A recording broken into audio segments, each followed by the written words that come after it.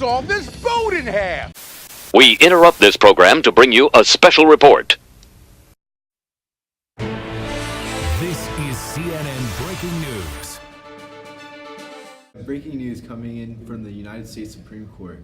The ruling of the case between Johnson and McIntosh is about to begin.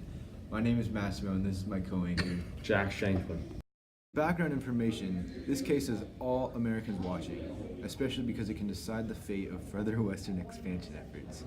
President Madison has not made any comment so far and only wishes for the judicial branch to make the right decision. Amidst this manifest destiny that our country has at this time, this case could decide how we proceed to settle lands in the West. As you haven't heard, both Thomas Johnson and William McIntosh are in a dispute over who has right to a piece of land. The problem is that Johnson purchased the land from years ago from a Native American chief, while McIntosh purchased it from the federal government. Diego is live in Washington, D.C. right now on the case. Thank you, Jack. I have just received word on the court's ruling. Chief Justice John Marshall, a known Federalist, has made his decision. Judge Marshall has based his decision off of an old doctrine written by the British in 1453. This doctrine is known as the Discovery Doctrine, and it basically states that all land became the basis of European claims in the Americas, as well as a foundation for the U.S. Western expansion. Basically, the federal government has supreme power over all land acquired by the United States. Therefore, the court has ruled in favor of McIntosh.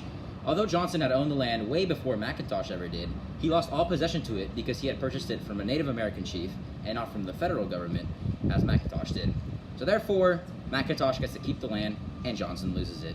That's all for me today, guys. I'll send it back to the studio. Oh, hey. This case is important because it brings into light the strength of the federal government, since they have the power to control the land, and they did this ignoring Aboriginal land possession. In other words, the people native to this land prior to colonization. This drastically will affect the Native Americans, since it basically only gives them the right of being there on their land, with no claims to any of their land possessions. On the next segment, we'll talk about Stephen F. Austin. This is Massimo Silvestri and my co-anchor, Jack Shanklin. This is CNN Breaking News.